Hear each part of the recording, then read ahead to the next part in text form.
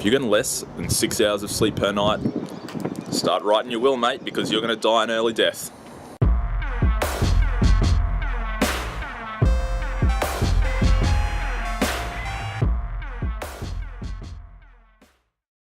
Now, I know that seems quite dramatic, guys, but I need to get your attention because length of sleep and quality of sleep are so important, and no one seems to realize, or everyone's in denial about it.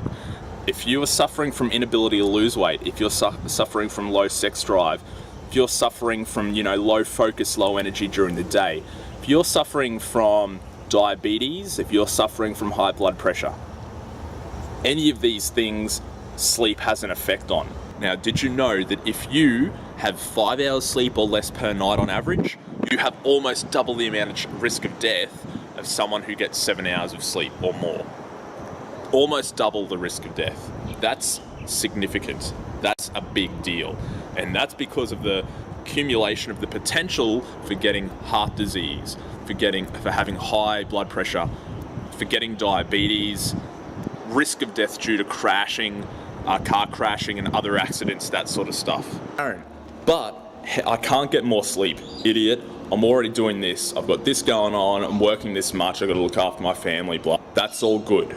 Now, I'm not one to preach that you better get your 8 hours sleep every night or you're going to die. Work with what we can do, okay?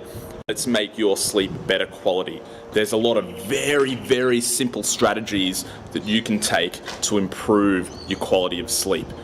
And we'll talk about those today. So let's talk about some environmental factors that you can change right now. Any sort of fluorescent light, TV screens, phones, iPods, all these things affect your quality of sleep. Now, you need to cut out your electronics at least an hour before you go to sleep. Another thing you can do is control for noise.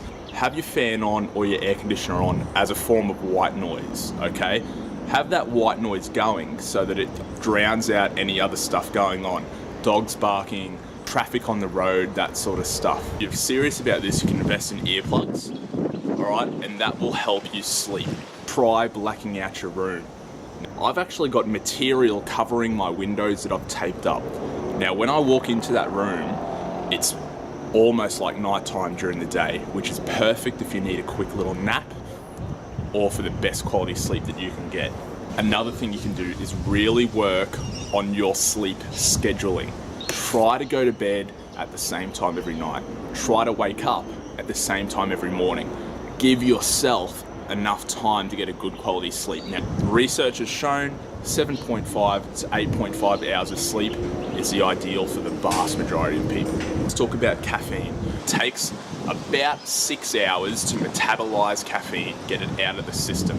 So you want to stop drinking caffeine at about, 6 hours before you plan on going to bed. When it comes to alcohol, yes, it makes you get to sleep quicker, but it affects your deep sleep and it affects your REM sleep. You can have 1 or 2 standard drinks at night, but make sure you have them at least 3 hours before you plan on going to bed. If you don't, it's going to affect your sleep and you're not going to wake up recovered. Think smart. Think smart. I believe in you.